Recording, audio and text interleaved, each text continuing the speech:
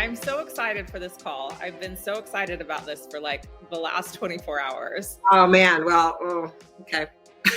I wish I had time to kind of like prep a little bit more, like with some factoids, but we're gonna go with what we're gonna go with. No, it's always good. I think it's always good. I always enjoy having conversations with you. And I think for me, what I enjoy about the conversations is that typically like we're just riffing, right? We're just chatting, we're talking, and whatever's going to come up is going to come up. Yeah. So first and foremost, I just want to, first of all, thank you. I know that you're incredibly busy. I know you were like on a call just before this and your schedule is totally insane because you are in such high demand. So I really appreciate you coming not once, but twice to this event this week. We have so many like incredible things that we want to talk about, but I do just want to share that I found Dr. Rimka at a point in my health journey where I was kind of at the lowest of my low. And somebody that follows me online actually sent me your profile, and I wish I could remember who it was. So if you're watching this, thank you so much, and remind me of who you are so that I can thank you properly. But somebody sent me your profile and said, hey, have you checked out this woman? And I came to your page and I like instantly fell in love with you because I love just how we're a lot alike in just like what you are, how to the point. Oh, look at myself with the short hair. Totally. Yeah. Both from Michigan. I mean, there was all these synergies, right? So, but I followed you in silence, basically, like as I was going through my health journey, and so much of what you shared helped me so much. You were definitely a place that I went to look for support with my endocrine system, with my carnivore journey. And, you know, and then also just the work that you do was so dear to my heart because I do have a son who has SPD, and your, you know, one of your specialties is working with kids with things like sensory processing disorder and who are on the spectrum. And I just admired your work. Like I really admired your bravery and your willingness to, you know, work with the people that most people don't want to work with. And I resonated with that because in my addiction treatment journey, my mom was the therapist that worked with all the people that had been to all the treatment centers and had no hope. And so those were the people that in my facilities, I got into my facilities as well. So there were just so many points of resonance with you. And I will never forget the day you shared something, a different company that we actually like connected and became a part of. You shared something and I reached out to you in Messenger and I'm like, you're probably going to think I'm crazy, but I need to be involved in this. You don't know who I am, like blah, blah, blah. And the rest was history. Like we just became friends since then. And I'm so incredibly grateful for our friendship. But that's just a little bit about how Stephanie came into my world. So thank you. I love the shout out, like as evidence of, I had somebody send a nasty message. Well, I'm sure Dr. Rimka won't even see this. I know she doesn't even do her social media. I'm like, hey ho, how you doing? It would be me. What's happening? Like, I am actually, like, I do actually have conversations, you know, I can't do everything all day long. I'm like, well, yes, I have to have people in there because I see patients for like 8 hours a day. And then like somebody's there to help answer your question. And then I come in and then, so don't hate me. It's like they get mad if you have staff in the DMs, but then they don't, I don't know, like I can't win either way with you. Like, but I was like, yes, I'm here. How can I help you? But I'm also not going to read your labs for free in my messages. So you do need to go through my office for paid consultations. Like that's, you know, they get mad. So I'm like, yeah, I love that. Didn't think you were crazy at all. I was like, no, what's up? You know, and, you know, thank you for those kind words. And it, you know, I've been doing this a long time. I've been in this field 30 years. And when I went into some of the online space and stuff, I did it very reluctantly. And it had to be convinced, doctors saying like, you'll help so many more people because you say the same thing all day long, all week long. What if you just recorded it and then you could just get it to the parents and you could just send it out? And I'm like, oh, well, that would be fantastic, actually, because I do say the same thing all day long. You know, like you just say the same thing. So what if we could shortcut the amount of visits and the amount of money because we can educate them ahead of time and whatever, and maybe they don't even need to come in, because I can just say, well, why don't you just do this, and the messages I get from people like you that I helped them and they've never given me a dime, they've never become a patient. They never even took a course, and I offer all those things, but that they put the effort in to watch and listen and study and make some of the free suggestions. And by just taking action, took control and became so empowered in their own journey and their body, took sovereignty over themselves.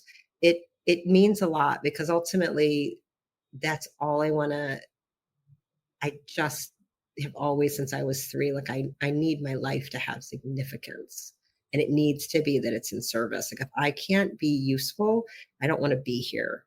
And sometimes it doesn't mean it has anything to do with people giving you money. It's like, oh my God, like I help people that I don't even know that I help, but I can't even imagine the number of people you help. Like, yeah, nice to hear. My brothers are both contractors. They work with their hands and do roofing and HVAC and build things and fix things. And they can see it.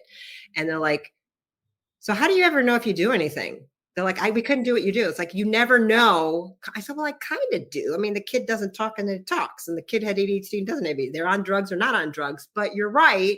There's a lot that I do and then it just goes away.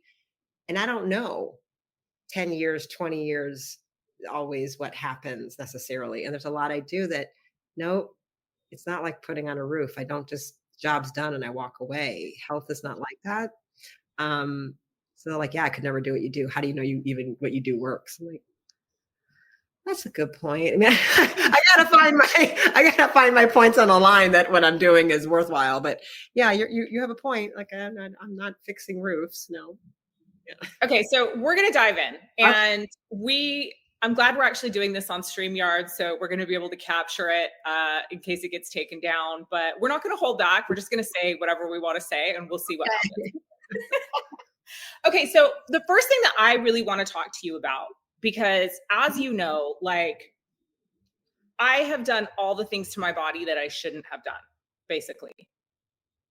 Like, I know that you're a huge fan of tattoos, for example. So I have tattoos all over my body.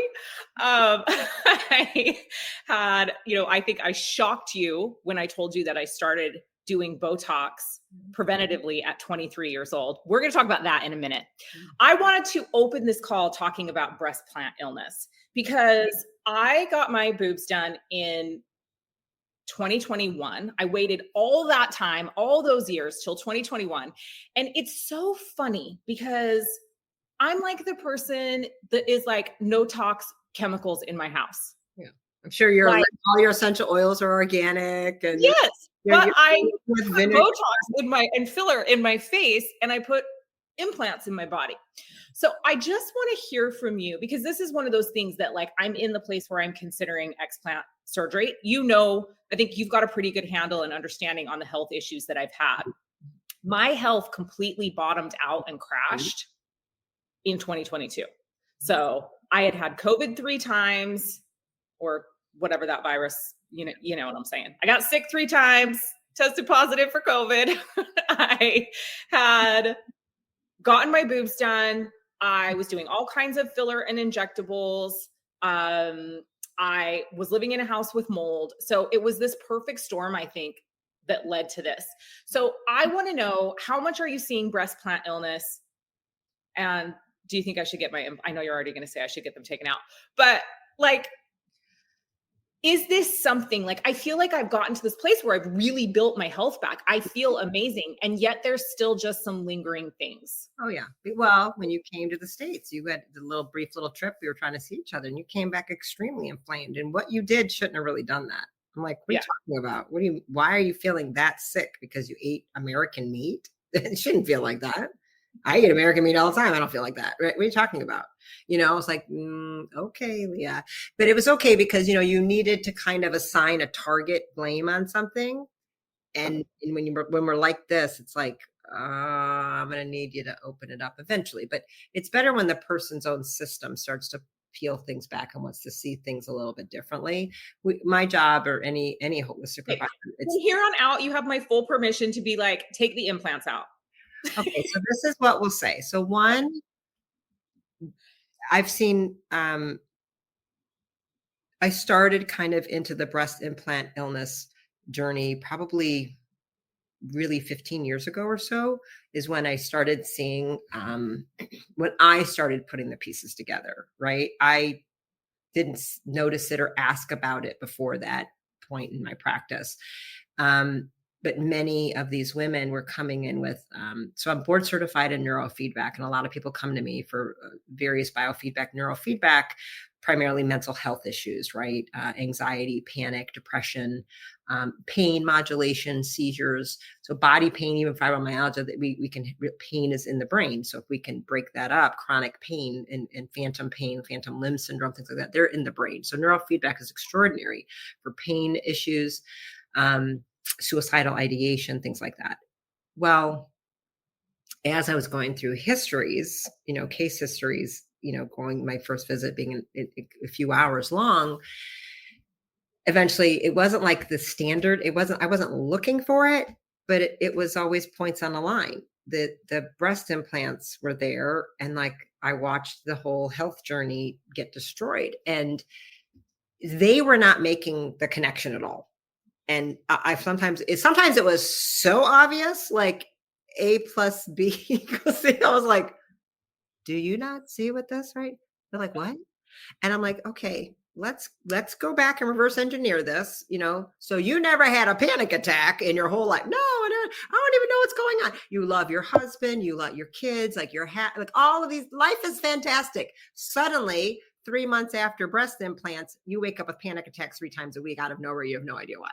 And you're fatigued, you have migraines, whatever. And they're like, what do you think it could be? I don't know. What do you think it could be? Like, so it became like, am I really having this conversation? So I reached out to a few plastic surgeons I knew, and one in particular here in Atlanta was pretty famous, Dr. Susan Kolb. She has since been disbarred. So the American Medical Association came after her so hard because she got to the point, we worked right with her, and she would test people and go through this whole thing. So I kind of was able to say, this is what it is. I started running some tests, and some labs were showing some markers. I'm like, look, this is showing its neurotoxicity, and I could do neurofeedback on you. Maybe that'll resolve it temporarily because I'm changing the neuroplasticity of your brain, but I'm really concerned it's probably going to come back because the root cause is poison inside of you and your body trying to deal with this medical device that's been implanted that's not supposed to be there, that is clearly causing havoc. Now, I didn't know everything about them, and I don't even know everything about them now, but I certainly didn't know 15 years ago what I know today. So I just knew enough to know this is what's the deal. And then I started becoming the first doctor to tell them, it's the breast implants, and I think you need to get them out. I'm going to send you to a plastic surgeon. This is her specialty. I'll let her make that decision. After 3 to 4 years of working with her, she called me one day. Oh, I just need to let you know, you can stop sending them to me for an evaluation. I'm no longer evaluating. They're all coming out. I'm done with this game. End of story. I don't even do a consultation. They're having a surgical consult because I do nothing but take them out now. They're that bad. And so Susan just changed her whole practice. I'll never put them in. I'm only taking them out. So she became, specialist in en bloc and doing the whole thing. And she goes, and I help with detox. And I'm like, okay, well, I can detox, so like I started focusing on the detox part and the neurofeedback afterwards to deal with the anxiety, depression, some of the self-esteem issues. But what I really focused on, yes, I had to detox them, and that's going to be an 8 to 12 month minimum process, usually 2 or 3 years actually, to gently really open this up. My bigger concern at that point was I want to deal with and address what is the mindset scripts that made you think you ever needed to alter your body in that way. Because nobody comes out as a little girl and says, I can't wait till I grow up and they can surgically put bigger breasts in me. Nobody does that. So something happens in our learning that something is wrong with us to the point we need to invest $5, $10, $15,000 and put artificial manufactured things that are not human, are not endogenous to us at all, to alter what we look like. And I'm more concerned with what's the wound, what's the people pleasing motivation that made that happen. And that's what I want to get to. So no woman, no little girl, that little girl inside that thought she needed to do that to win bodybuilding competitions or to be more feminine or be sexier or make more money or whatever story that is driving that I help eliminate that. So some other behaviors don't replace that was driving that, to me, what I consider self-mutilation. So I'm like, I am concerned with that. And the identification of, once somebody gets really breast implant illness, which is not recognized at all, like that's not an illness to medicine, that's fake. There's no diagnostic code for that. You can't put that anywhere. So that's like not a real thing. So most people with it are usually often diagnosed Epstein-Barr, Lyme, mold illness, that can be put there, MS, autoimmune, everything, Hashimoto's, chronic fatigue syndrome, fibromyalgia. Those are the most common. MS is really common as well. So I think whether you want to call it misdiagnosis or just we don't know what to call it, they just refute. There's no such thing as breast implant illness. I'm there to help detox and recover, but I'm really more fascinated with the mindset and the unconscious script driving the behavior, so we don't do other behaviors that are unconsciously repeating that pattern, that feeding into that wound. And once somebody has some kind of diagnosis and they're calling it breast implant illness, let's say, I'm very, very, very, very concerned and trying to make sure you don't claim, identify, and own that diagnosis, own the name, own the illness. Because once you start saying something, my Hashimoto's, my cancer, my breast plant illness, my mold illness, my trauma, my sexual, my rape, as soon as that starts happening with the my, I know you're creating a permanence in the system that sometimes surgery and detox will never overcome, because you're telling the body, but it's mine, like my hand. And the body's like, then I can't get rid of it because it's a part of me. So I'm going to make sure we keep it because it's clearly important, because you keep telling everybody it's yours. So that's where I really come in. Hang on, you're muted. You're muted. Because my dogs were barking in the background. Yeah, I mean, I think for me, one of the things that has been so interesting is that in whatever that decision to change everything was, I had a real realization that I was identifying with all this sickness. And I was in full acceptance of, I just thought that's always how it was going to be. Listening to you talk, it's so fascinating because I got my breast implants. I split up with my husband 6 months later. I was depressed for the first time, ever that I can remember in my life. And then all this stuff started happening. So that's interesting. And, even the process of getting the implants, I actually went for a reduction. So I got a reduction in the lift because I was having all this back stuff going on. Right. And then the doctor was like, yeah. And so then the doctor was like, we'll just put a small implant in. It's going to look better. And I was like, okay. Without even, you know what I mean? I was like, oh, I need to get rid of these enormous boobs that are hurting my back. And, nursing my last son 3.5 years were basically hanging down to my waist and just uncomfortable, and it's just like that.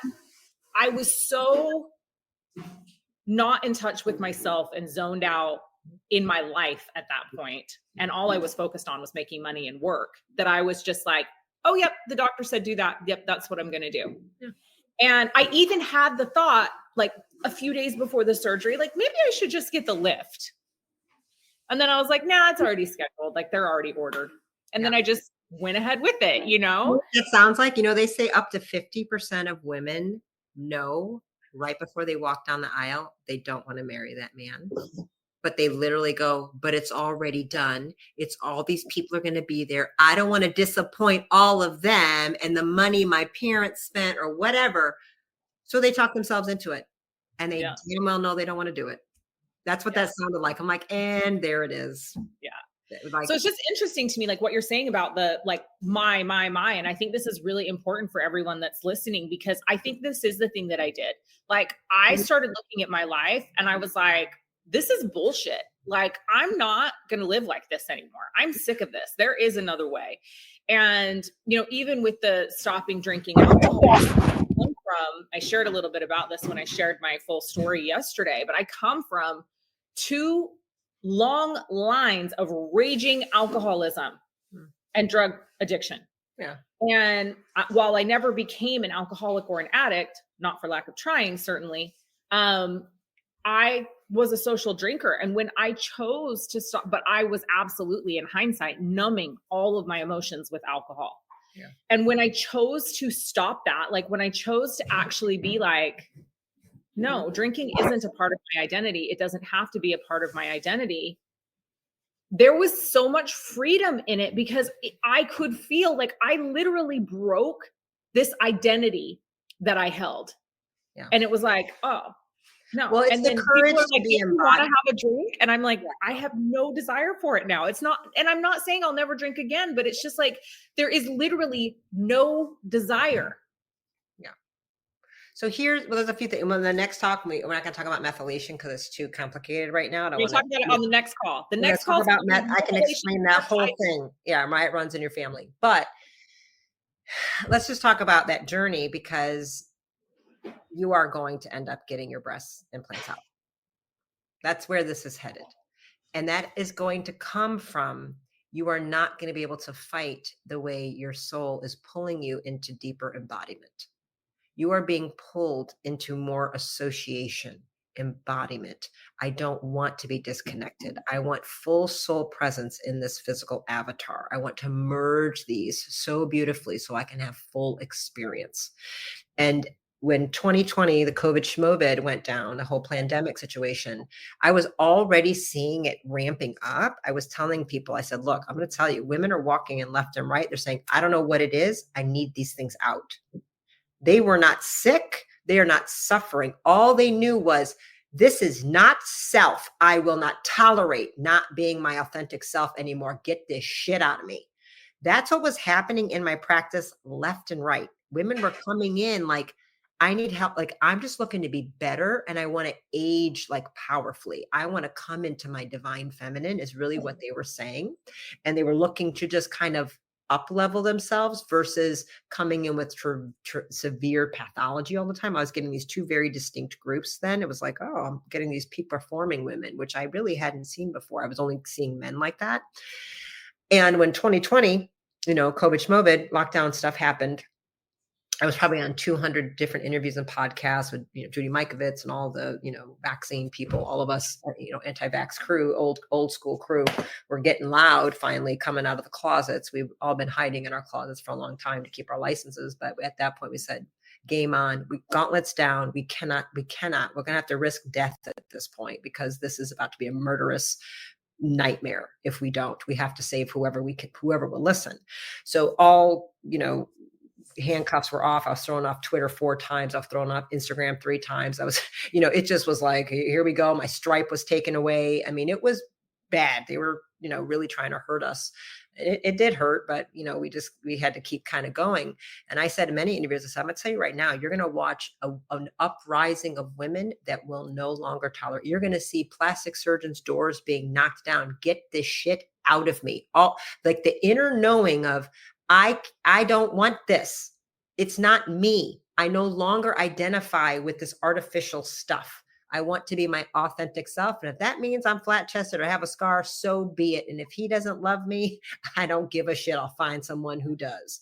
It was like a total different, reclaiming of the body, a reclaiming of the feminine, and saying, I won't make a caricature of the feminine. I won't bastardize the feminine. I won't avoid the feminine. I will accept her and all her, glory of stretch marks, of nipples down to the knees. I don't give a shit. I'm not willing to do this anymore. Like they were letting the hair go gray. It was just like, you know what?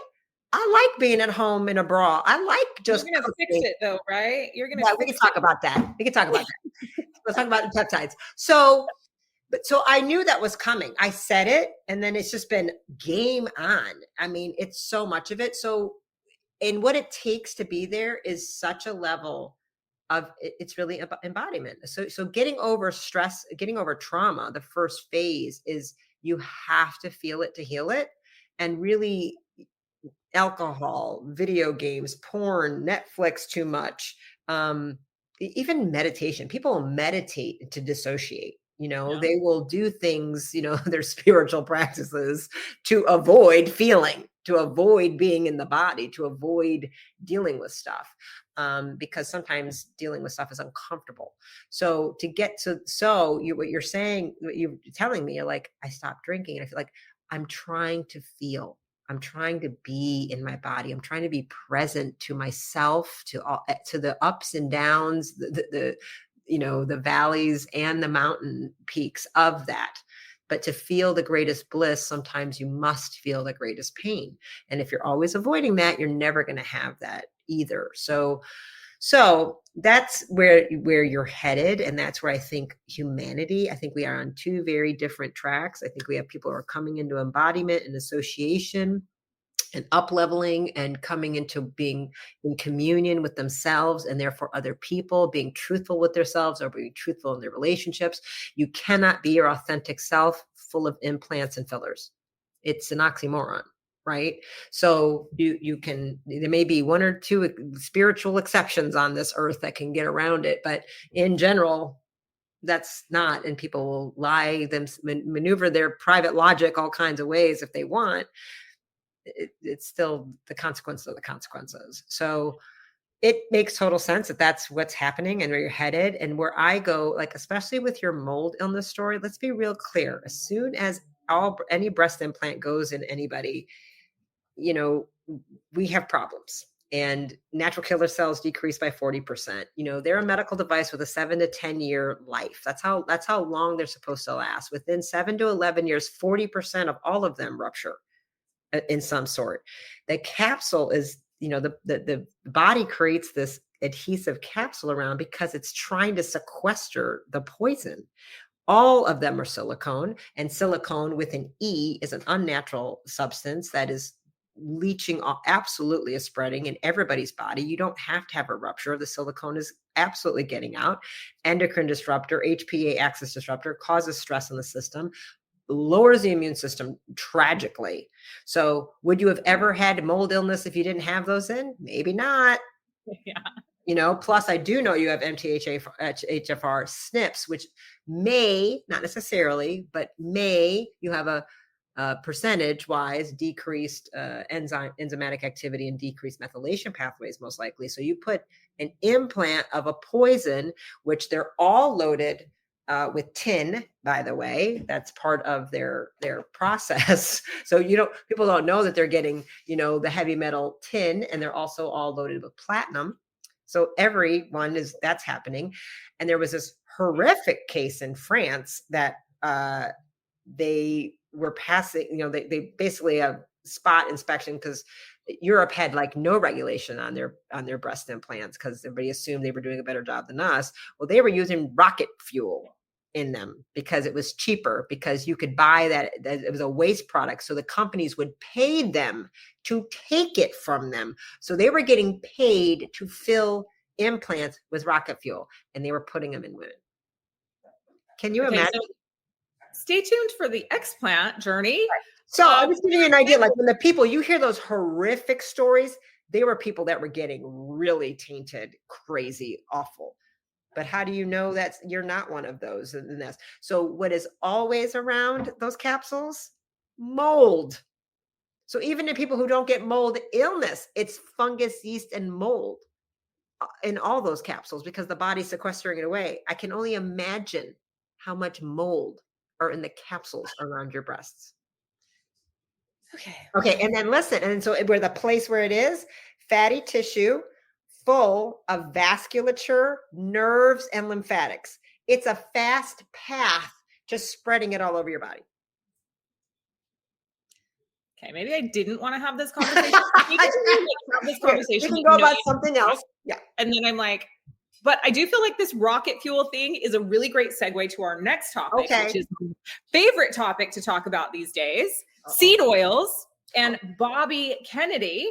So I know that you are, I guess I would say, optimistically hopeful that Bobby Kennedy is going to come in and make some real changes to our health reality in the United States.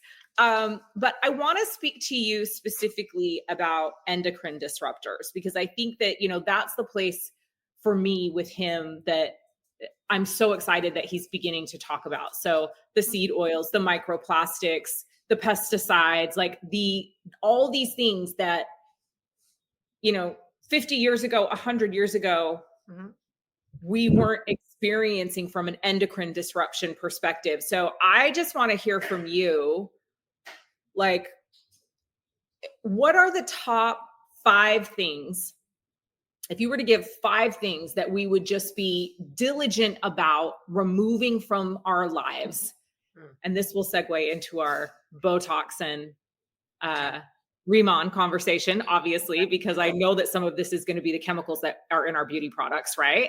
But what are the 5 things that you're like, get rid of these things in your life? Like, these are the things that you need to absolutely say no to from an endocrine disruption perspective. And maybe also just share, like, I know that you're already seeing this because you and I've had this conversation about how much of this is showing up in your practice. Like, oh, it's everything. I mean, I don't know what is this at this point, because our biggest issue is just being poisoned to death, like the toxicity issue.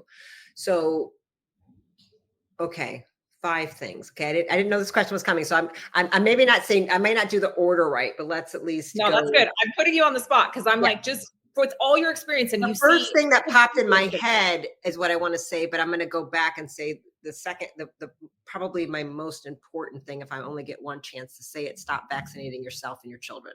Yeah. So done. All right. So the number 1 poison would be vaccines. Every single damn one. So I just want to clarify here, because I know that you're anti-vaccine. I am anti-vaccine. Yeah, probably so. I'm a real one. And do you believe, you believe that no vaccine on the market right now is safe? There is not a single vaccine on the market that is safe nor effective. Okay. They're not safe or effective. Okay. I'll double down on it. All They don't stop any infectious disease. So stop jabbing yourself and your children with anything. Correct. So that would be the number 1 poisonous endocrine disrupting. You want endocrine disruptors? They're in those in spades. I don't think there's anything full of more endocrine disrupting. I don't know I can't come up with a more hideous or heinous or evil plot than to put genetic material of the opposite sex in little babies. I don't know. You want to confuse somebody as to what gender they are, just start and inject them with other people's chromosomes. Seems pretty easy to me. Start injecting them with BPA, start injecting them with glyphosate, start injecting them with plastic. It's what they're doing. And you let them, you pay them to do it. Yeah. That's how they get their Mercedes. Yep. None of you read the inserts. None of you read the studies. That's why I stopped. Yeah. Nobody who does it injects their baby. And nobody who reads an insert or reads a study ever does it. Yeah. Why they like to say anti-vaxxers, or they like to act like we're stupid. The average education level of an anti-vaxxer is a PhD. That's who doesn't do it. That's interesting. I told a story yesterday about getting pregnant with my first son. I was living in California at the time, had a high risk pregnancy, was referred to a celebrity OBGYN, who then referred me to a celebrity pediatrician who was an anti-vax pediatrician and literally said, here's these 10 books, go read them during your pregnancy. And if you choose not to vaccinate, you can join my practice. And I was saying that everyone's children, like every celebrity that you know of that has children's, that lived in LA, that was their pediatrician.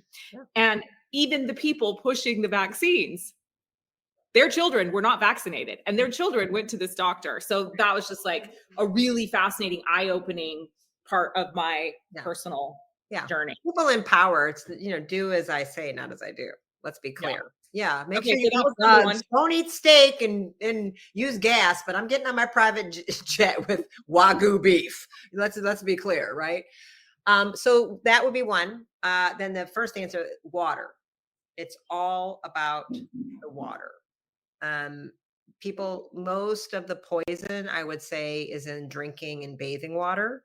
And I'm not incredibly hopeful about Bobby. I'm not incredibly hopeful about the new administration. I expect nothing to change. I've never seen, nothing has ever changed in my entire adult life. So I don't know. Let's see. I am not a fan of talk. I'm a fan of seeing results. I don't give a shit what you say. Put up or shut up is where I'm at. So the reality is I'm from Michigan, and the Flint, Michigan water situation. There are 1,500 other cities worse than Flint, Michigan right now. That is not even the worst city in lead by any means. Like, this is rampant. I want all chlorine out of water. I want all fluoride out of water. I want all atrazine out of water. I want birth control pills out of water. I want Prozac out of water because it's in all the water. Talk about atrazine for a moment, because I think that's something that people aren't familiar with. And like, from the research that I've been doing recently, like, this is perhaps one of the most in the water. It's like one of the worst. It's been in the water for decades. I don't know the numbers. This is kind of some of the stuff I read. I wish I had little data points, but atrazine is one of these chemicals. It's in one of probably the worst endocrine disrupting chemicals. We can do very, very little. We've done lots of little studies on it, and it's in ponds and rivers and streams. It's out there. It's in drinking water. Not every city has it in the water, but it's pretty rampant. It turns frogs and fish opposite sex. It turns males into females. It's very well known to do this. And, isn't it interesting how it, precipitously found its way in most of the drinking water? And isn't it interesting how we seem to have so much wild gender confusion suddenly? It's the atrazine. None of this is by mistake, and none of it is on accident. These are not dumb people. They know exactly what they're doing, and all these weird accidentally, oh, look, a ship broke and all the things got emptied, and it's coming out in the underwater of the, no, it is what it is. It's being sprayed, it's being used, it's in the food, it's on the wheat. You eat processed food, you're getting atrazine. You're drinking bottled water out of a gas station, you're having atrazine. You take a bath. What can we do water wise from a filtration perspective? Because I think steam distillation, that is the only real option. Steam distillation. So steam is going to get, so that the best option hands down is to steam distill the water. And if you're going to do a whole house, it's going to steam distill it. But for at least, so you can, that's harder to get for the whole house, but you can get a separate distiller for drinking, and you can still, the second best would be reverse osmosis, restructured. You can get RO water with structured. Under countertop RO systems are worthless practically. They all grow mold. And you're all drinking mold and bacteria typically. So I'm not a fan of any of those. If you have that in your house from Costco, Sam Clubs, Home Depot, it's very common. Buy a $500, $1,500 system. I would throw them out. Robert Slovak invented all of those, and he's come out very loud and said, I made a mistake. The design needs to be changed. They all grow mold. If you have a child with autism, do not let them drink that water. You're poisoning them. They all grow mold. So steam distillation. So, but what can the average person do? Because also, like, there's this shower issue, right? And this is the thing I think most people don't recognize and realize is that it's not just what you're ingesting. Like, when you're showering, Yeah. Sadly, the effective shower heads are like $1,000 to $3,000. So you're really just better off to do a whole house filtration for $2,000 to $5,000. You can get almost everything out of it. You can get the chlorine and fluoride out of your water. You're not going to maybe get all the radioactive isotopes. Distillation is the only way to get radioactive substances out, but you can get a vast majority of some of the volatile, or the gases and stuff with some of those. So I have a couple companies that I recommend. I can give you their links and the names, but it's worth the investment on that. Now, again, the shower heads and things that I've seen, you can get a little bit. I mean, hey, if you take 50% out of it, that's better than nothing. So really it's about making these 1% little improvements. Like, can you do a 1% this month? What can we focus on this month? And it may take you 6 to 12 months to get all the water in your house right. Okay. Yeah. You're better off 12 months from then. It's that compounding effect too, because if you're looking at these areas and you improve incrementally in each of these areas, like eventually that's going to compound into something. Yeah. So I sell a countertop RO system that people then they can use all their cooking and drinking water. You can start with that. Not too bad. A few $100s. You can get us the link for that. Yeah. Yeah. So we can start with that. Let's say. Yeah. You can layer it like, okay, I got $200. What do I do? Okay. Then I got 500. What do I do? Then you slowly save up like how we can do it. So can you use some of the, different filters for the shower and for the bathtub? Yes. Like when I first had my son, the first 2 years, I was just in my mom's house. I couldn't get full filtration. I was, I had a severe pregnancy. I was almost dead. And so I needed full care and all the stuff. And I had to use all the filters, and I bought jugs of water. Like he didn't have any, I didn't want chlorine touching his body. So like I had to do that till I could buy a countertop thing, and I had to filter and make water and make him baths. That's what I was doing, because he wasn't going to have tap water touching him as far as I was concerned. Then when I moved back to Atlanta, I had, my whole house had a full filtration, and, bringing somebody to test it. But there's much better systems than we had 20 years ago. Like there's, Greenfield Naturals does some, Pure Field. There's several good companies that even they charge the water and restructure it. You can have structured, like it's practically like a fresh spring coming out. But the biggest thing, we want the chlorine, the fluoride, and the drugs out of it. There are birth control pills. The water often has a typical, some cities, it's like the amount of estrogen in a birth control pill. What do you think happens if your 7, 8, 9, 10-year-old little boys are drinking that? Your 7, 8, 9, 10 little girls. You wonder why we have little boobs on 8 and 9-year-old boys and girls, and girls getting their periods at 8? Because you're giving them hormones through the water. Okay, number 3. All right. So we said vaccines and water. That's only okay. What was the question? Endocrine disrupting chemicals? Yeah. And what are the 5 things to do to get rid of endocrine disrupted? Plastic clothing, like, polyester underwear, polyester yoga pants. Yoga pants, huge, right? Pants, underwear, bras. What? No, if you've got sons, like if you have male children, spandex, no boxers with spandex next to the testicles. My son wears merino wool underwear. So he wore organic cotton all the way up until there's this great, it was like I don't know, Nordic, like German company. It was the cute, like everything was this one company. And here's the reality. When you look at the pair of underwear, you think, oh my God, it's like $10 a pair of underwear, whatever. The underwear lasted the whole time. And like until he outgrew them, they're the best quality you ever had. And so now as a teenager, I started converting him to merino wool. At first he was asking for like merino wool, like socks, because Mom, I'm so sweaty, blah, blah, blah. And his dad and I are like, they're like $30. But then I was like, once I understood, I don't care. He can have $30 underwear because I'm keeping the family jewels intact, and the boy needs his fucking testosterone. Like I don't give a shit. Buy him what he wants. Plus they last forever and they feel good and they like them. So to me, organic cotton or wool is the way to go. Especially for your children. I'm sorry, but it's too important. They're and all of us women that live in yoga Oh, the clothes. clothing, Lululemon, you should burn them all. They're all poisonous. All these brands you're buying cheap shit on Amazon. What do you think they're spraying those? Oh my God, no fire retardants. Like don't, that was the big thing. Kids clothing with fire retardant. I get the idea. They didn't, it's poisoning the kids. So fire retarding sheets and all that, or make the investment, get organic cotton.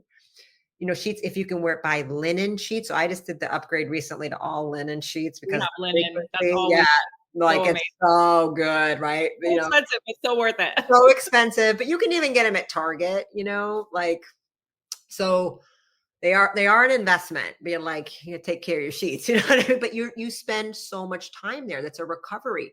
And wool and linen, you don't use them at the same time, however, but they have a 5,000 hertz frequency, and one goes in a north to south pole and the other goes south to north. And so that's why you don't wear them at the same time, because they cancel out and do zero, but they raise the frequency of your cellular healing and actually help heal the body. So all hospitals used to use nothing but linen.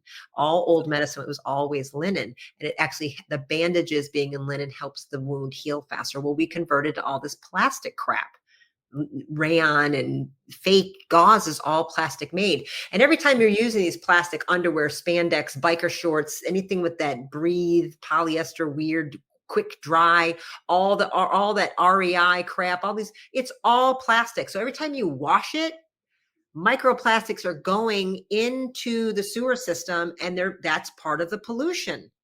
We're all putting all these microplastics into the lakes, rivers, and streams and oceans. So we can't keep blaming big companies when we're all part of the big convenience. We just want convenience to throw things around. So clothing is one of those unknown things. Then I would probably say, probably our last two would be like food and then beauty health products, right? So that includes tampons. So food, we've got seed oils. I'm more concerned probably with, yes, seed oils. I think seed oils are as big as, I really hate chicken. I'm going to tell you, I'm almost on a vendetta for what people eating so much chicken is doing to them. They think that's the meat. I'm like, why are you eating so much chicken? Is it because of how they're raising the chicken and multiple ways, multiple reasons. So first of all, humans, no indigenous cultures are sitting around eating birds. It's too hard to hunt birds. It's way too little return on investment. Why would you work that hard for this much meat? They don't want to work that hard. How hard it is to catch chickens? How hard it is to, I asked hunters. I dated a couple hunters. And I'm like, girl, turkey hunting ain't no joke. That turkeys will mess you up. It's so much easier to get a deer than it is the turkey. So much easier. And you get so much more meat from a deer than you do a turkey. Which I'm like, really? They're like, oh yeah, them turkey will fuck with you. They really mess with your mind. They come up, sneak up on you. They're quiet. I'm like, a turkey, they're like, yeah. They're like, that's why we like hunting them, because it's hard. It's hard to get a turkey, right? It's a challenge. They go, deer aren't that smart. There it is. They get one and you get a lot of meat. So it's kind of like the turkey hunters. So anyway, I'm just telling you, humans throughout history, you don't see pictures of turkeys and chicken up on caves. We didn't eat that shit. We don't eat birds that much. It's hard. Try throwing a spear at a bird flying. So we're limiting poultry. Yeah. So it's a different animal, right? So they don't have ruminant. So they can't clean the food. Yep. So they just eat whatever. It's fine. So a natural wild bird, again, is different. All of the stuff we're eating has been genetically modified to have these giant breasts. Most of them can't even stand up on their little legs anymore. They're just not even natural. They're not natural chickens at all. They're given complete crap to eat, a totally different diet, grains and cetos. So their omega-6, omega-3 profile is completely not what it's supposed to be. So even if it's a wild, it really isn't that good for you, because whatever they eat, they're eating glyphosate containing bugs and grass and everything. They can't process it out. So their meat is full of poisons. A cow, a ruminant, anything with a bunch of stomachs, a cow or a buffalo or deer, their bacteria and all the stomachs process and move all the glyphosate. They take all the insecticides, herbicides, pesticides out. So that is not in the meat anymore. So they detox it for us. Chickens can't do that. Turkey don't do that. Now their eggs are fantastic. Eat the eggs. So this is interesting. I posted a story today where they were talking about there was a particular brand of raised eggs in the United States that are ridiculously expensive, and they tested them, and they've come back with like crazy high amounts of glyphosate, and also the seed oil, linoleic acid. Yeah. Yeah, because they're given so much of that. That's not what they're given all this stuff to eat. That's a raising. And they can't clean it. Omega-6 are good for you. Listen, omega-6 isn't the poison. I really get nervous that everybody like, you need linoleic acid. Like we need omega-6s. I give evening primrose oil and borage oil to people, and I can reverse mental illness with that in the wrong ratio. People don't have it. However, it's this massive swing of getting it in unnatural refined sources and way too much. Like the chickens aren't supposed to eat what we're giving them. And so their profile becomes like this, where it should have been like this. So this is omega-3, this is omega-6. They're supposed to have some, but now we just did this crazy thing. So then we're eating that and we're doing that profile to ourselves. So it's way too much of something. So when it becomes too much, it becomes inflammatory. It's not that omega-6s in themselves are pro-inflammatory. I use evening primrose and borage oil all the time with patients. I see a lot of deficiency in omega-6, to be honest, in the right kind that lead to inflammatory mental health issues that look like bipolar disorder. So you have to be careful, like you can't throw the baby out with the bathwater kind of a thing. But yeah, no, it's total crap. So eat ruminant meat that can clean the poisons and toxins out of the food for you while it goes through its digestive process. Right. They take eat lamb, eat beef, eat bison, deer, elk, whatever. Any wild game is great. That's usually a little too lean. You're going to have to throw some fat in that. You can't just live on that alone. Like if you just lived on elk, you'd die pretty quickly. It's just not enough fat. Let's see what else. I love eggs though. I do. And the problem with fish is that there's so much microplastics in it.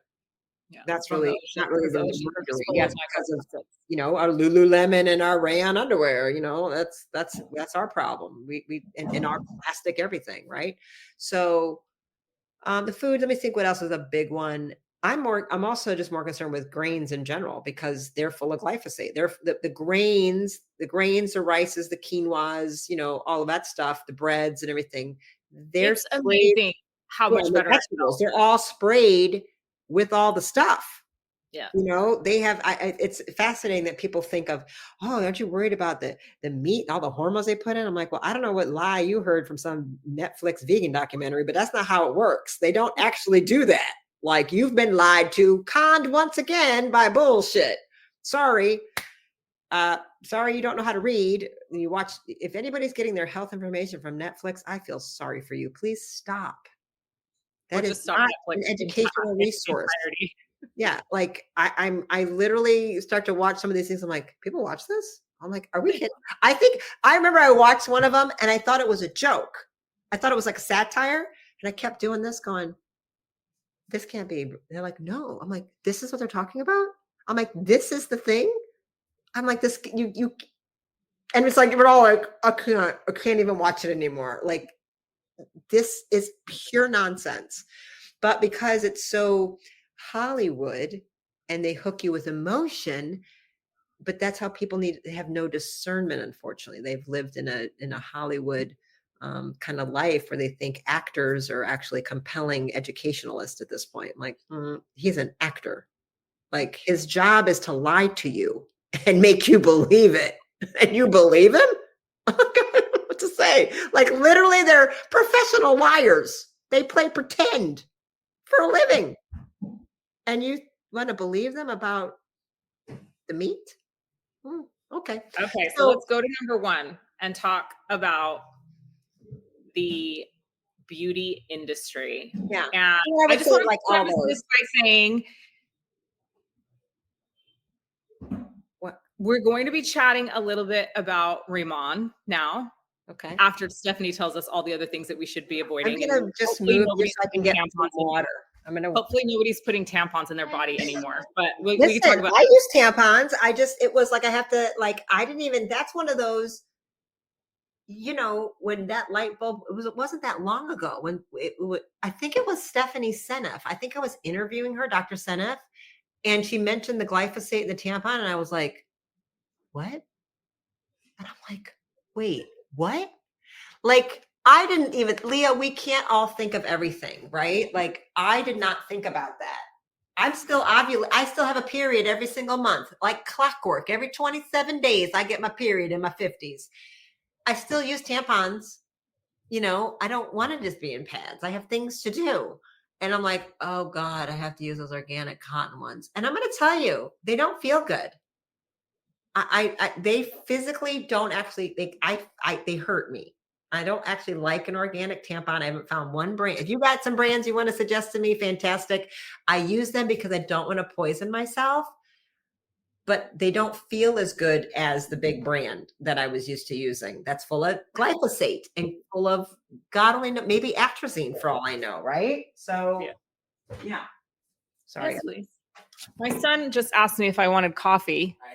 Hi, son. How are you? Josiah, how are you enjoying your cotton underwear? We're talking about no more microplastics. Get him wool. Ask for some merino wool. Do you have any of those? Get him. No, he doesn't. Wool. We'll have to try him. They're really nice. Whole, went and ripped out all of his underwear out of his room, threw them away, ordered all new organic cotton underwear for him. So he's been on the organic cotton underwear train for a bit here. Yeah, good.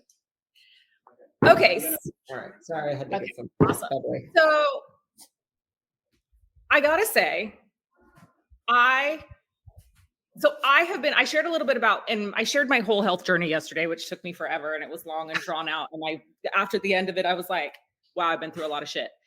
I'd never actually mapped it out from in the womb, everything I went through in the womb until now. That was the story that I told in the group yesterday. Oh, wow. So along the way, I was talking about, my experience where I had a massive allergic reaction to La Mer. And my face, when I was 30, my face broke out in these dry spots that were painful and cracking and hurt. And I went to 6 dermatologists. No one could figure out what it was. And so I spent, another one of my 5 months on steroids and 2 years on antihistamine. Oh. Trying to deal with this thing. And that's what actually led me to create my own skincare line, which was all natural oils and essential oils, which I used up until the point that I started using herbal face food. That was all I used, was my own skincare line that I created. Then I used herbal face food. And then you introduced me to Riman. And I have to just say right now, I wanted to hate it. I did not want to like it. I know. I was like, I live in Indonesia. So all I hear about out here, K-beauty, blah, blah, blah, blah, blah, blah, blah, blah. And I just was like, I wanted to hate it. I resisted for so long. And then finally you were like, just let me send you some product. And I was like, okay. And I haven't even shared this. I haven't told anyone barely that I've been using it because I wanted to see, right? Well, I'm 5 weeks in and I'm like, what? My husband looked at me the other night. This is horrible because we were actually talking about a friend of ours who's massively inflamed and has aged 10 years in the last few years. And I was like, look at her face. And then he was looked at me and he goes, look at your face. He's like, your face is perfect. He's like, you have no wrinkles. Yeah. So when your husband says that to you, you know that it's working, right? Yeah. Someone that sees you every day is like, wait, what's going on with your face and your skin? So needless to say, I am a Riman convert. I'm obsessed with this product. It's so amazing. So we are going to talk to you about that. But yeah, I was building my own line. And trust me, I didn't want to like it either because I was about to manufacture my own line. And then I used it and went, This is so much better. And I was doing, you know, what all the Americans are doing with the peptides and the blah, blah, blah. And I thought I was coming up with some clever formula with methylene blue and melatonin and GHK copper. And I'm doing all this. And I was going to have it made in Korea. I was talking with the manufacturer. My friend was like, okay, one of the vendors I did this is having definitely because his is made in Korea. He's like, well, you got to have it made there. I mean, nobody makes it as good as them, blah, blah, blah, blah. I'm like, okay. And then I used this and was like, okay. And I'm going to tap out on that because whatever he's doing is, you know, it's just mental. Now I understand it. But so, well, one, I just want to back up though. I want to say this, like, just for people in the skin journey of that, because I didn't know some of that. I didn't know about that. I'm like, oh wow, this is all like a lot of this is making even more sense. And especially again, I look forward to us talking about methylation pathways in the next thing. We'll bring this into it. But I don't listen. I'm going to say we're better than La Mer, and everything we're going to come out with is going to be better than La Mer. We reference La Mer a lot because it's a luxury brand, but it's at a fraction of the cost, but it's cleaner and more effective. But La Mer is kind of a gold standard. Like our color cosmetics are going to be 4D cushion like La Mer that are coming out this year. And we kind of use that like, look, you could be paying this, or you can get this. And we are like, they do have toxic chemicals in it. You have cancer causes. I was paying $1,000 a month for my skincare. Oh yeah, and this is a fraction. I was not. But see, but lots of people will use La Mer and won't have any of that. The reality is, let's also just deal with. Again, I don't want to go back to blaming a thing and identifying a thing as that you had not well functioning detoxification pathways like most people in America or anywhere else. Like let's tell the truth, and your drainage pathways were not working well. So would you have had such a bad, now the reality is it was that reaction, that symptom caused you to make major changes. You needed it. It was a gift, because had you not had that, maybe you wouldn't have made such radical changes in your life. Like some people spirit must bring a 2x4. Like apparently you don't want to listen to me what I'm saying. So I'm gonna hit you upside the head real hard. This yesterday, I was like, I have to get the Mack truck. Right. Like I have to be hit by the Mack truck. The lesson for you would be, I need to hear subtle whispers. Stop yelling and screaming and Mack trucking me. Like I have to tell my patients all the time. I'm like, can you listen? I'm like, God will put me in your path so you can stop doing what you're doing. Or if you don't listen to her, the Mack truck is coming. Like and I'm like, listen, you could like do this with me now or make it less painful, or this will catch up with you. And whether it's going to happen next year or 10 years from now, I don't know, but I know where this is going. So please listen now, and we can make this easier. You know, I know it's hard now, but it's going to be harder 5 years from now. So for whoever's listening, the chemical number that we're putting onto the average woman puts onto her body, into her body from skincare, hair care, body care. It is, so men, it's 88 a day. Women, it's, oh God, 300 and something, right? It's 300 like 50. It's in that 350, 380 some range. I don't want to screw it up. A day. Chemicals a day. Yeah. So consciously putting on, you paid money and you're doing it to yourself. Yeah. And that's why some of this is very hard, right? It's the same as with like breast implant illness or Botox, damage. It's really hard to admit I did this to myself. It's to me, it's no different. I've seen this starting in my teenage years when I was dealing with friends of mine whose fathers were molesting or raping them. Why the other people wouldn't believe the girl. It's not that they don't want to believe the little girl. It's that they can't believe. They can't let themselves believe they chose to bring a predator into the house. So that can't be true. It just can't be true, because what this must mean about what I did is something I can't handle believing. So they have to choose. That little girl's making up a story. She's mad at him because they can't handle that I put my son in a team or let him spend an overnight with that coach. I can't believe I didn't see that the priest would do this. I can't believe that's what goes on, the cognitive dissonance. So because I've seen that in my career so much, and I don't blame that other parent, I'm like, oh my God, they just, if we are so like set that we can't see that because we can't like, handle what it would mean about us, imagine how easy it is to dismiss that the Botox is causing your anxiety. I think the frustrating part about the Botox or the filler or whatever it is, right, is that first of all, we're just have this onslaught from the media of this is what we're supposed to look like. But then we go to the doctors and they're telling us, oh, this doesn't cross the blood-brain barrier. Oh, this is perfectly safe. Oh, this isn't going to migrate. Oh, this isn't toxin, even though it's literally called botulism toxin. Yeah. But at 23, when I go to the doctor and the doctor says to me, this is perfectly safe. This isn't going to do anything to you. Like, it's proven. Here's the science. Here are the case studies, it's FDA approved for use.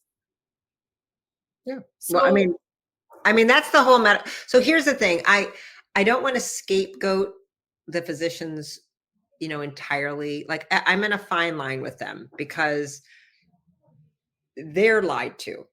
And they believe it. They believe that. Of course, but they put their trust.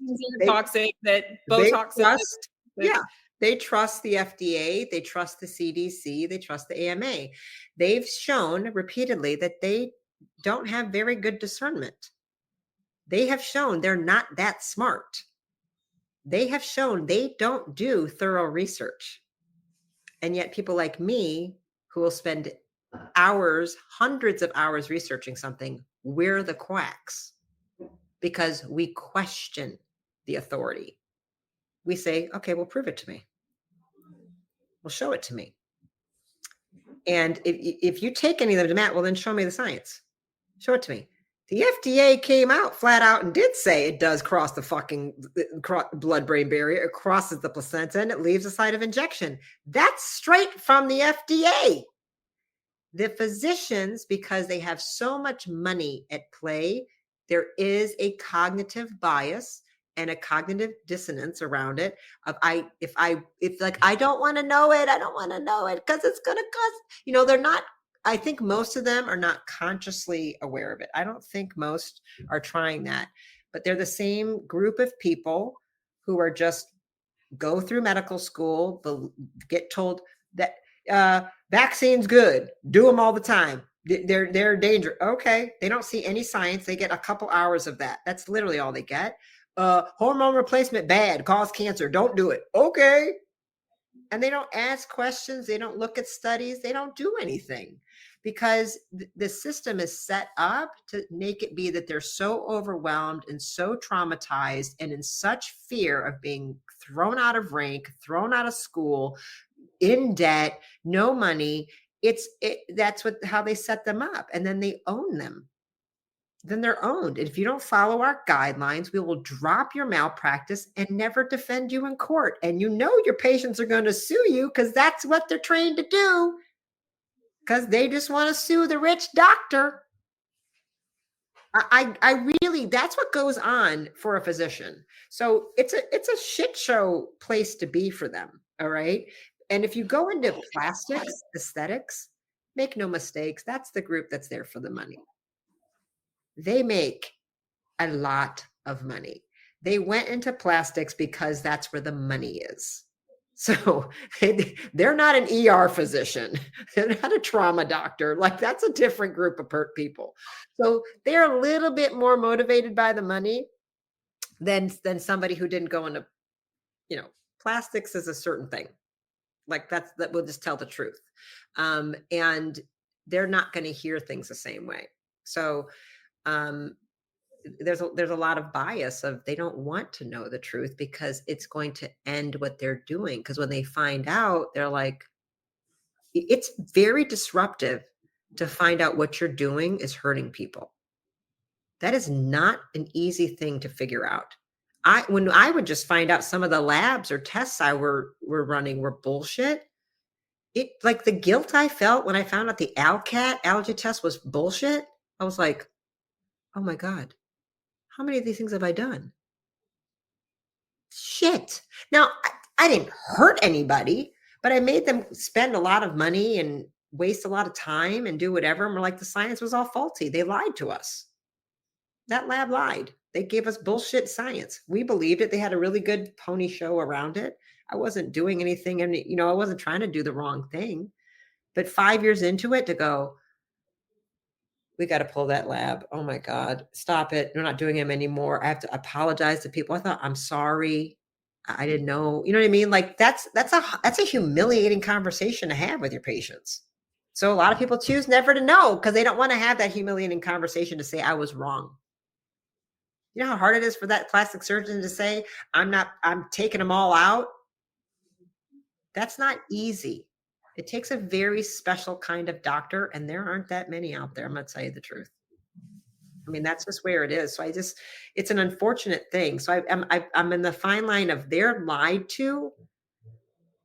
So I get why they do that, but there comes a point, the doctor still has the onus of responsibility, and you better be listening to patients. You better be listening to what's going on. The amount of dismissiveness and gaslighting that goes into patients when they do come in and say something's wrong and I'm not feeling well. Why is this like this? And then they gaslight them. Then to me, then gloves are off and I'll come after you hard because now I have no mercy and you are wrong. Making the initial mistake, okay. But there's too much gaslighting on patients when they come in and say, I don't feel well. I went deaf. I'm having panic attacks. And they're like, oh, it can't be that. Really? It can't? Well, I think for me, like I ended up with like a permanent sagging brow.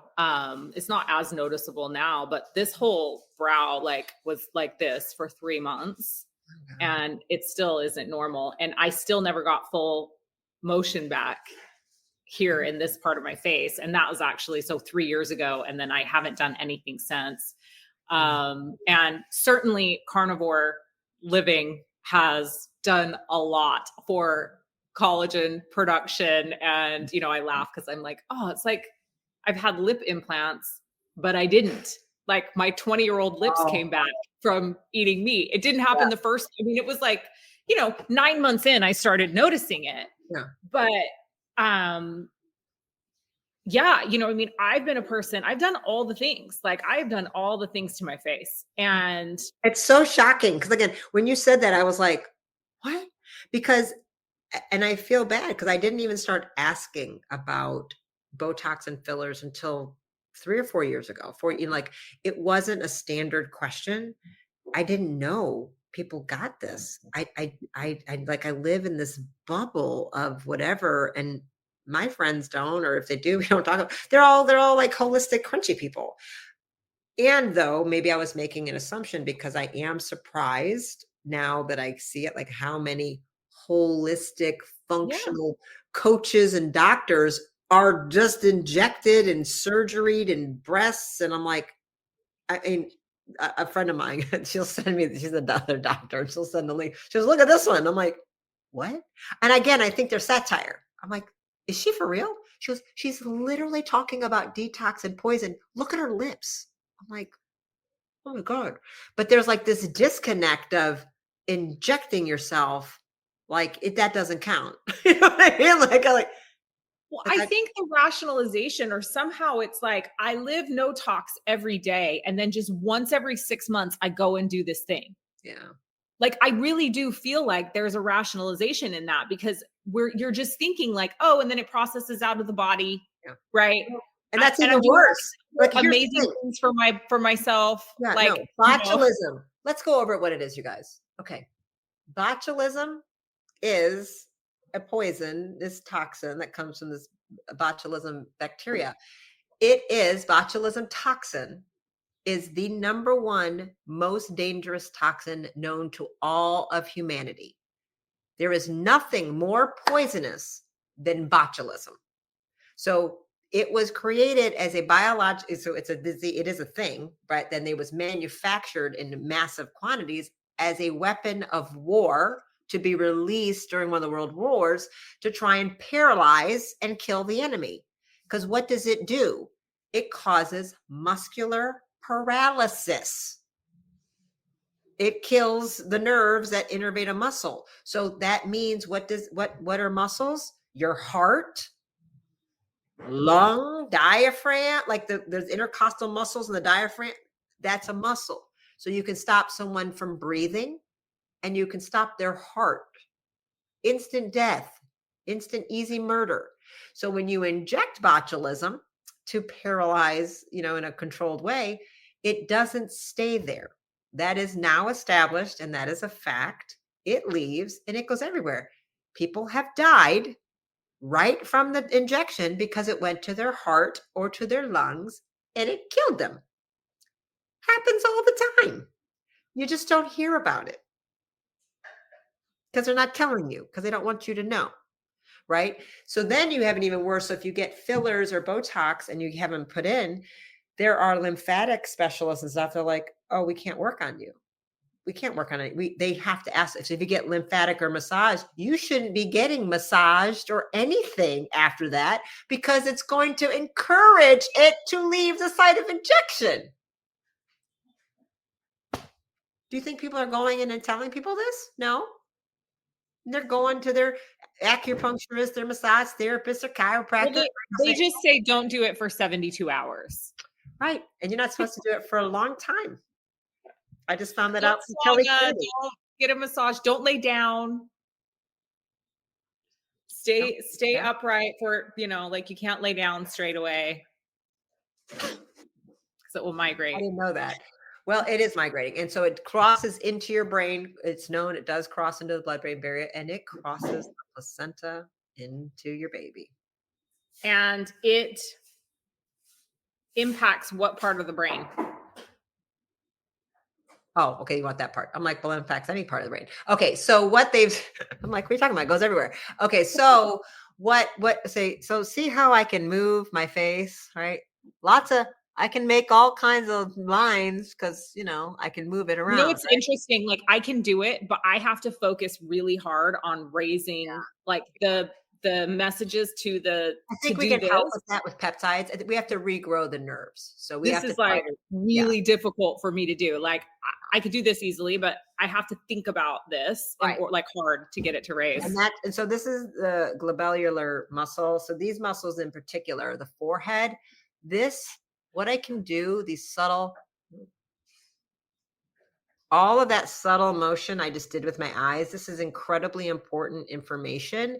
And what the face is doing, by us being able to go face to face and look at each other in the face, it is really the most important aspect for all mammals, is to be able to check in with faces with each other.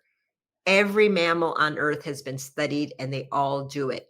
Dogs, cats, rats, humans, everybody, cows, they're all doing it because we're checking in with the face to pick up all of these cues that we unconsciously can tell. Are they safe? Are they happy? Are they playing? Are they fighting? Like what's about to happen? So when you see dogs in a park playing, like fighting, just like when you see 8-year-old boys in the park playing, there's always have to stop and check with the face. There's two things that define play, by the way, movement and facial recognition with each other. If you can't see someone's face, you aren't actually playing. So you have to be moving and then you check with the face, and you're always doing that to see, are we in this, it's a very subtle moment of, okay, we're good. And then we go back and we check and we know if each other is okay. That's how we're doing it. And if we're still we're good, or are we about to come at each other? Right. So like play fighting is the perfect example. And we've all kind of done it. And we've all seen when a play fight turns into a real fight, and it's because of this facial recognition situation. So checking in with the face establishes safety, connection, It's tons of communication, nonverbal communication. 90% of the communication is happening across the face. So we need it to know when we're playing. We need it to know when we're safe. It activates the parasympathetic nervous system, the vagus nerve. There's many innervations in the face. It goes in the ears, the eyes, the mouth, the throat. We have so many different branches of the vagus nerve hitting different areas. The idea of surprise and ups, like sexy, it's a lot happens right there. So by us being able to do everything I just did and look at somebody in the face, we can simply connect, and I can let that person know with no words how I'm feeling and if they're okay or not. Like, we've all had the look at some point from our mom and dad. They didn't have to say much of anything, and we knew if we were in trouble or not, from a look. It was like, uh-oh, ooh, you in trouble. That's it ain't good. What'd you do? Or like, oh no, we're good. You check in, you're like, okay, you check in with your coach, you check in with your teacher, you're checking your husband, your wife to know, are we okay? Are you okay? With no words. If you can't move your muscles in your face, now you can't send the signals right. So the other people are totally picking up the wrong cues. They can't tell what's going on. You're going to raise their anxiety and stress level because they can't really pick up what's happening. Like, I can't read what's going on, blah, blah, blah. So we have miscommunication on their part. It raises their stress level, activates their fight or flight system, which then comes back, activates yours. So we bring both people get anxious and stressed out because of the paralyzed face. Then the person, this has been studied, that watching, so a child's reactions to their mother who's had Botox, the child's always anxious. The child cannot pick up on her emotional state, and the child can no longer mirror her emotional state. We're supposed to have mirror neurons and mirror what the mother is going through at all times. Children are constantly referencing their mother to know if they're safe or not. They must know how she feels to know how they're supposed to feel. If her face is frozen, she's no longer giving the proper emotional information to the child. So the child's like in an emotional vacuum, and it's very confused. Okay. So there's that. Then they've tested, they looked at the impact that the people who have Botox, and they watch with the brain, how it lights up.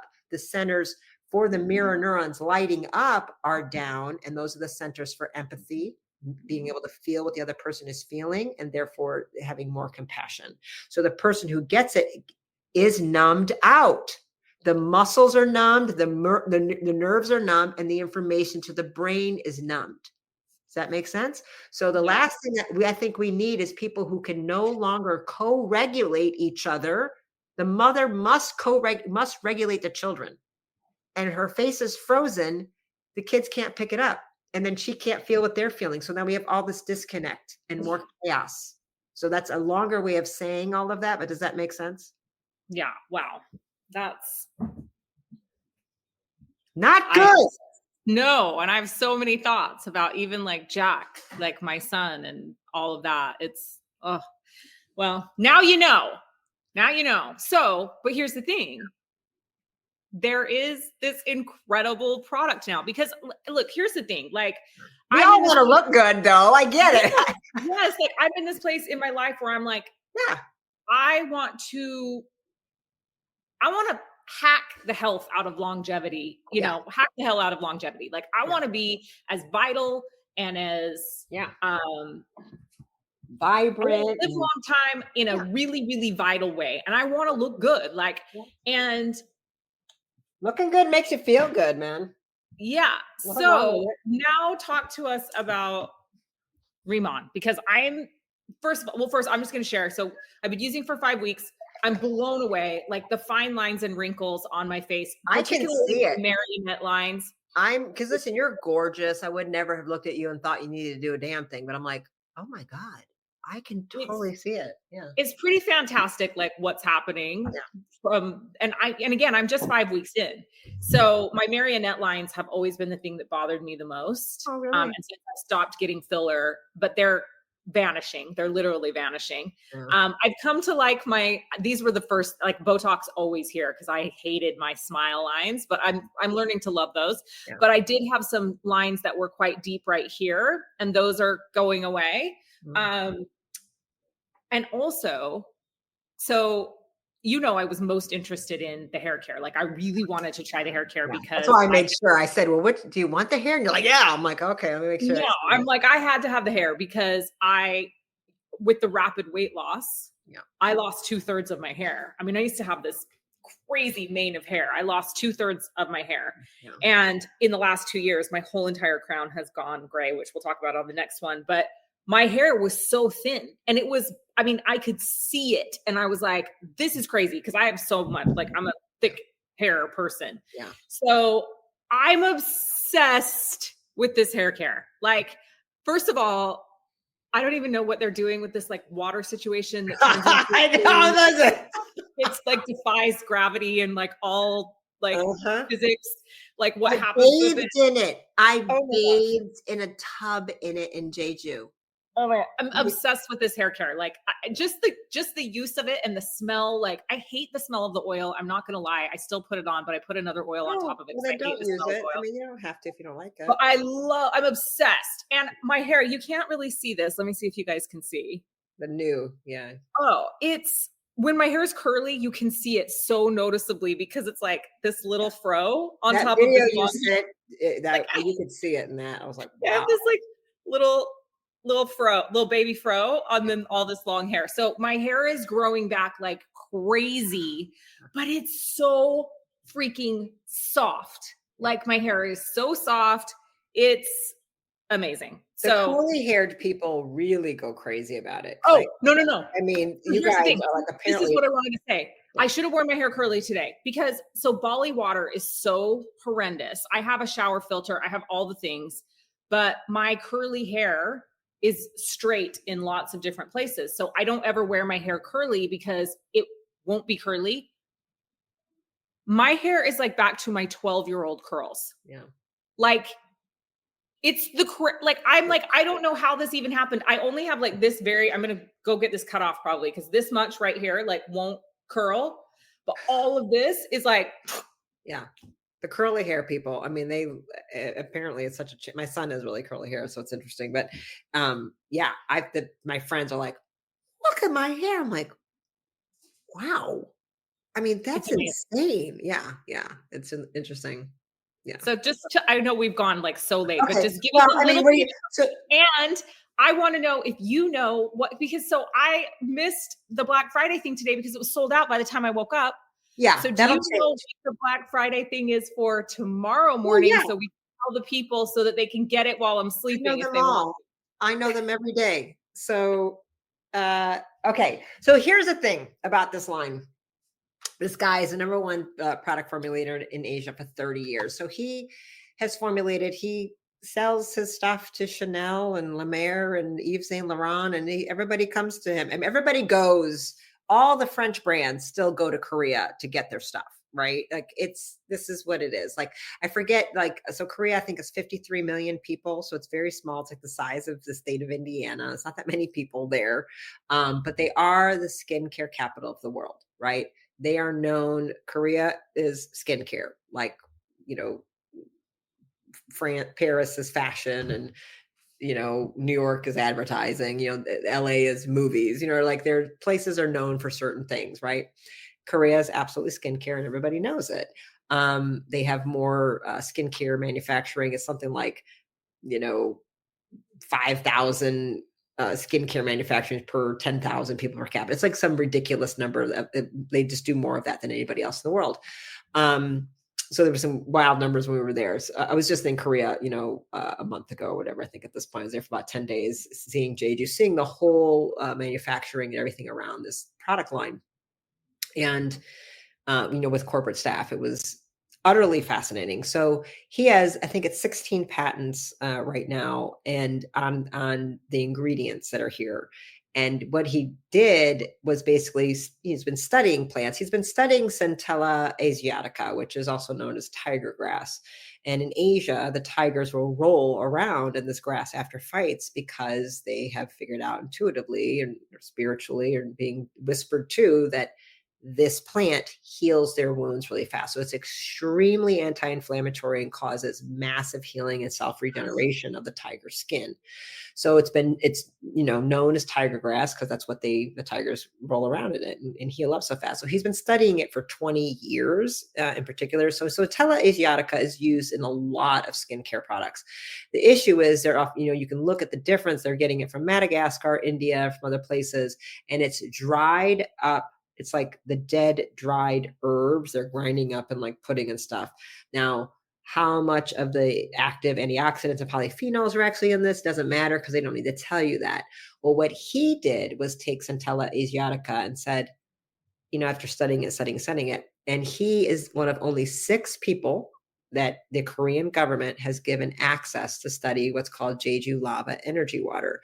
So there's a volcano on Jeju called Halasan volcano, and there's this reservoir of water down underneath it that geologists and volcanologists have discovered a while ago that has some very unique properties because it's coming through the porous basalt of the rainwater coming through the porous basalt, as well as the ocean water creates this pressure system that the water gets filtered and cleaned out, but it picks up minerals from 400,000-year-old volcanic ash and basalt.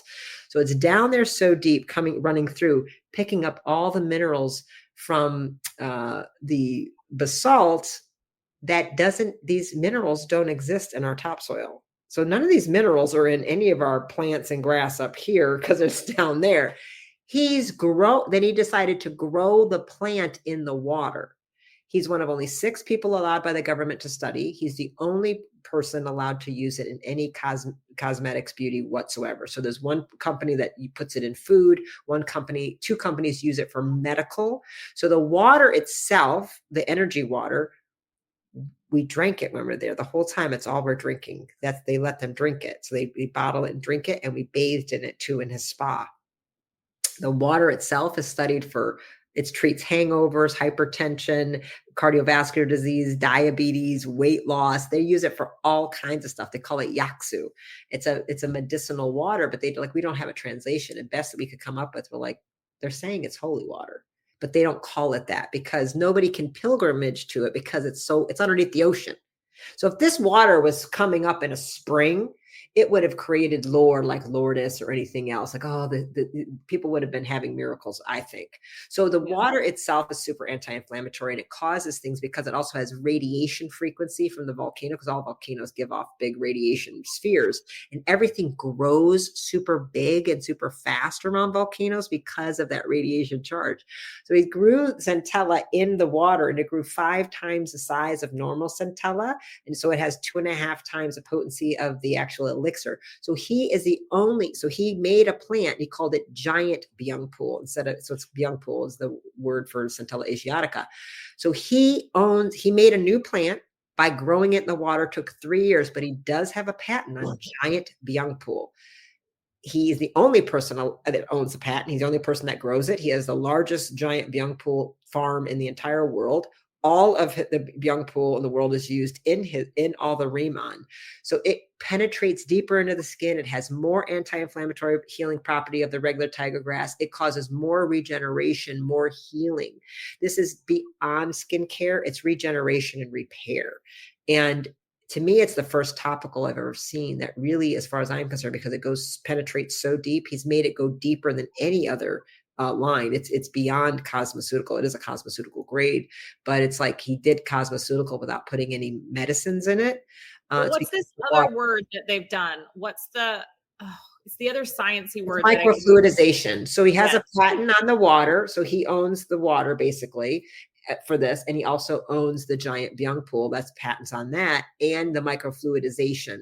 So he creates very small liposomes, nano-sized liposomes of the entire product line for the radiosome. It's the only skincare line that has 100% microfluidization, basically a small liposome of everything. They usually take a product and say there's liposomal technology, and they liposome the vitamin C in it. They liposome the peptide in it. But the whole thing isn't that. So some of the things penetrate, but the other things just sit on top. His It's all made so small. It all goes past the multiple layers of the dermis because he's made it so small. And why you make multiple layers, why you double wash is so you're preparing it so everything can go deep into the layers of the skin. And then the layer and the booster and the creams, boom, boom, boom, they go deeper, deeper, deeper, deeper, deeper, and then cause all the regeneration and healing from many layers inside, not just sitting on top. And that's what most of the things are doing. So he has the only microfluidization, 100%. No other, there's no other line on the earth that does that. No other line has the Jeju water. And the health of all cosmetic products, the quality of it is determined back to the water. So why are so many, your Target, Amazon crap and your Walmart crap, they're just using tap water. They're using lead, said chlorine, water is the biggest issue, right? We just water is the biggest issue. So 80%. Yes, Kimberly, I will be sharing a link. 80% of all cosmetic products is water. And this water is healing water. The water itself is anti-inflammatory. The water itself is causing pain, inflammation. I had somebody just mention it in one of my chats, and I have thousands of planners and thousands of customers on my team. And she said, listen, we just had a booth and we just let people try the hand cream, the Swamel, which that has a patented ingredient in desert cola as well. And they came back and the guy had such bad arthritis. He hadn't been able to do this. She goes, he came back. He's like, why can't I open my hands? He's, I haven't been able to do this. What's in that cream? And they're like, we don't know what's in the cream. we didn't know it could do that. And I'm like, yeah, because it's super anti-inflammatory. I can believe it. Like the products go that deep. So we're not saying it's going to make pain in your hands go away. It's tissue regeneration. But the fact it didn't surprise me at all. Knowing what I know now about the water. I said the next thing I want to be on auto ship is a damn water. I want to drink it. Because I was drinking it there the whole time. They had their own bottles and they're like, well, we drink it all day. We're like, what? And we were drinking that water. And I felt completely different, like in many, many ways. And I came back like, I need that water. Like what we need to auto ship the water. Yeah. Yeah. Like, how do we get the water? You know what I mean? And you don't have to put much. Cause like, if you have a whole thing, they just put a little bit in the water. And so they filter the water and the water they're pulling out, they drink water and they bring the concentrated. It'd be like, kind of like Kingtown water, like what they do. So I'm like, we need the water more. So they're drinking it all day long. We don't get that here. Yeah. The Remon staff, they get it. Like it's a thing over there. Yeah. So tell us, there's so much, we go into so much more and, definitely. But that's an overview of it. Yeah. Yeah. Yeah. So tell us they're doing amazing deals all week. I've seen them. Oh, right. I'm so excited, but tell us what tomorrow is. Tomorrow's a really good one. Tomorrow's the hair. No, tomorrow's the hair. So okay. It's I'm gonna need you to place an order for me, okay? I'm gonna give you my info. You're gonna have to place my order for me. Yeah, because it's 10 a.m. Pacific time here. Yes, I'm long asleep by then. That's the middle of my night, and then it's sold out. So we got to sort something out. We put a stop to it today. There's a limit tomorrow of 3 for everybody, so we're not gonna. I need all the hair care. Okay, hang on. So what it is what the Black Friday bundles are really great because they're designed to be this tomorrow, the 26th, right? I'm going to, I'll make sure I'm going to put it in the WhatsApp for you to see it as well. But I'm going to tell you, so it's designed to get like gifts for people. That's what the Black Friday bundles are kind of like. Listen, so then you buy presents. So you get for $116 US and it's $160 value. You get 16, yeah. The Swamel self-care set. So you get the body lotion and the body wash and with a bag. You can give that as a gift to somebody. And you get the Desert Cola hair care set. You get the shampoo and the water conditioner. You get all of that for 116 water treatment, and the free present is the serum. So like, do you see what I'm saying? So they're technically like 3 gifts. So you get 3 gift bags. So the point is like that you can give them as gifts, the teacher gifts and the, nanny and whatever. But so you get all of that tomorrow. I'm going to message you. Okay, you mentioned me. All my details. And then if you're the doorbusters, so every day is a new thing. If you're one of the first, however many, we don't know how many, you get a free Rimon satin pillowcase. The first few people who get in the order. So there's that. That's tomorrow. The next day, where's that picture? So there's every day. Yeah, today's sold out really fast. But that was because people were coming in and buying way too much. We were like, can we limit it? So all the directors were like, can we stop people from buying 20 at a time? like I appreciate you, but can we let everybody get a chance? So today was the $96. Tomorrow, then the next day, this one is the best value, like for what you get. It's $210, but you're getting they're calling it the Bousset Boo Winter Essential. So you're getting the Pure Cell Cleansing Oil, the Active Cleanup Powder, the booster serum, and the cream, and you get a free Vieton oil mist. And then a free fan if you get the doorbuster. So that's a good one. I'm going to post these in the group every day, so you guys know what's coming the following day. Did I give you all the pictures? Did I give you everything? I think so. Okay, so good. I'll post them in the group. And I'm excited about the travel kits. I love the I definitely want the travel kits too. Yeah. I just need to make sure that they're not all gone by the time I wake up. So I need to tell you what I want and maybe just give you my account. You tell me. You can just place the orders. Yeah. Give me what you need. Yeah. So yes, definitely. Like we'll post the links. I'm really obsessed with this stuff. It's so good. I'll add this. So we're talking about toxins. I don't mean to interrupt, but I'm like, I didn't say it. So Korea is banning 3,000 chemicals that they use in American beauty products, 1,500 more than Europe is banning. So it follows European Union standards, then some. Like they're well beyond that. They're well beyond EWG. And EWG, a lot of people want to go into environmental work. They were kind of bought and paid for. So they're really not the best resource anyway. So they're not listed on EWG because you have to pay money for all of that now. So it's like a bought and paid for thing. But if you listed each thing, we show up never past a 2 on each ingredient. And you have to understand this. Sometimes Americans want to look up an ingredient in this list and they think they know what it is, but it's not. It's not made in Korea the way we make it here. They go, well, that's a petroleum product. Not in Korea. It's not. He got it from a lemon. But here we make it so it's different. And it took a little bit. People say, oh, but that's a peg. Actually, no, it's not. It's actually different because it's that. They make it from this, not from this. So how things are done in Korea are not the same as they are done in America. They have completely different standards. It's kind of like Captain Crunch. Now, I'm not saying Captain Crunch is a good thing to eat, but Captain Crunch in Italy is not Captain Crunch in America. Like they're not the same. So it's not, it's just not, I don't know, like Mott's applesauce. Like there's like the ingredients are this big and then they're this big.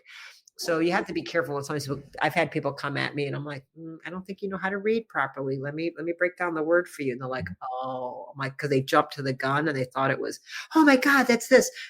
No, it's not. Let me, and it's made differently. It's kind of like, it's not sourced from petroleum. It's sourced from this. It's made from this, not from this. So we take a lot of shortcuts in America and we don't really care. We have no quality safety control on any, like none. There's like none on beauty products. Like they can do anything. It's shocking. We know like they can sell Botox, so they really can do anything they want. Yeah. Yeah. Well, thank you so much. I have a couple questions. I'm going to stay and answer them. I'm going to let you go because I know it's super late for you. And you got them. You're good with whatever. For an hour, 45 minutes. But thank you so much. I'm so excited. On our next call, which the next call with Dr. Rimka is it's Monday, right? Yeah. So it's next Monday night. So the 2nd in Cyber Monday, the 2nd in the United States. And it's still like 9 p.m. this time for me, right? Like it's the same time. Yep. Same time. Okay. And we're going to be talking about methylation pathways and peptides. So that one you definitely don't want to miss. I'm really excited for that. So come back for Dr. Rimka. Yeah. It'll make sense. All the mold and the breath, like we'll actually still tie some of this all through that. It'll make sense. Yeah. Yeah. All right. Well, I hope it was helpful and amazing as usual. Thank you. Happy early birthday. Well, is the 2nd your birthday or the 1st? The 1st is my birthday. Okay. So I'll be a little, whatever. Okay. Yay. Happy early birthday and happy happy all the early Black Fridays, and congratulations on your new, you know, longevity health hub, whatever all the things are, whatever this new Yeah. podcast thingy that you're doing. Yep. I'm so excited. All things health, wellness, and longevity. Fantastic. Fantastic. Well, we'll bring it with the peptides and we'll talk about how we're going to get rid of the gray hair. Okay. Amazing. Okay. I'll talk to you later. All right. Ciao, Bye. ciao. So Kathy, I want to answer your question about herbal face food, because as you guys know, thanks, honey. As you guys know, I have been a huge herbal face food advocate and fanatic. I've been using herbal face food for about a year, and over a year now, actually. And yeah, like I absolutely loved herbal face food. Also was huge in Korea, by the way. I love herbal face food, and I had incredible results from herbal face food. As far as skin resurfacing, texture, getting rid of melasma. But what I can tell you, herbal face food is incredibly expensive. And I was just like, never wanted to try anything. And here's the real truth of this. If Dr. Rimka hadn't actually sent me she sent me the product. She sent me like all the product and was just like, just try it. If that hadn't happened, I wouldn't have ever tried Rimon, because I loved herbal face food so much. And so, but I got the product and I was like, okay, I'm going to try it. And I just happened to be running out of some of my herbal face food stuff. So it was like perfect timing. And so I was like, all right, I'm just going to give this a go. And I was like, I'm going to give it a go for a week and I'm going to see. And if it's not awesome, then whatever. I feel like the results I've gotten from Rimon in the 5 weeks are the results that I got. Like I've gotten the level of shift and change in my face in 5 weeks was what it took me a year to get with herbal face food. And I still love herbal face food. Like I can't say I don't love it. I still like, I'm going to figure out how to like bring it back into the routine, but I have only been using Rimon for the last 5 weeks because I really wanted to see. The hydration in my skin is amazing. It's definitely like so much more penetrating. I just think the overall texture and the sun damage reversal is wild. Like I have very few freckles on my cheeks now. It's just gotten rid of so much, and the fine lines and wrinkles, like that herbal face food really wasn't like. After a year, I felt like I was at a plateaued place of like what it was going to do for me. Right.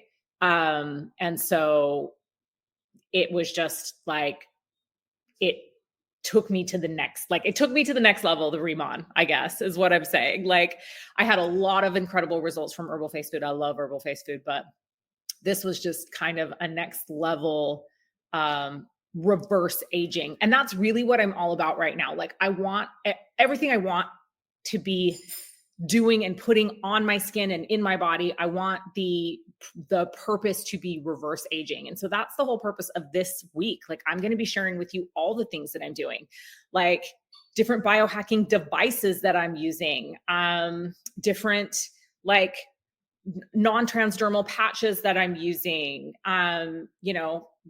devices like biofeedback devices, like so much that I'm doing. Like that's the whole purpose of this, is to share what I'm doing that's actually creating reverse aging, not just preventative aging, if that makes sense. And so for me, like Rimon totally falls into that. And I am blown away by the hair care. I'm blown away by the skincare.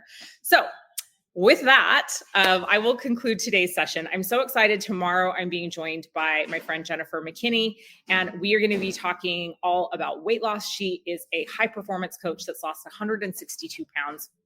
We are going to, we're going to be talking about weight loss and Jesus and probably Mark Cuban, and just a bunch of other things. It's going to be a great session. But she just has a really, really inspirational story. And we're going to be talking about weight loss and our journeys with that. So that should make for a really great call. Same time as this one tomorrow. Check the group for more information. If you have not joined the group, you definitely want to do that. Longevity Lounge, you can send me a message and I can get you the link for that. And yeah, so with that, I will say thank you. Thank you so much for being here. I hope you got massive value from Dr. Rimka. I always love chatting with her and learning from her. Super happy that you said yes and came and joined this session with us. And there's lots more exciting calls and interviews and sessions to come this week. So ciao, ciao. Have an amazing rest of your day, morning, evening, wherever you are in the world as you're catching this call live or you're watching the replay. Have a blessed and beautiful day.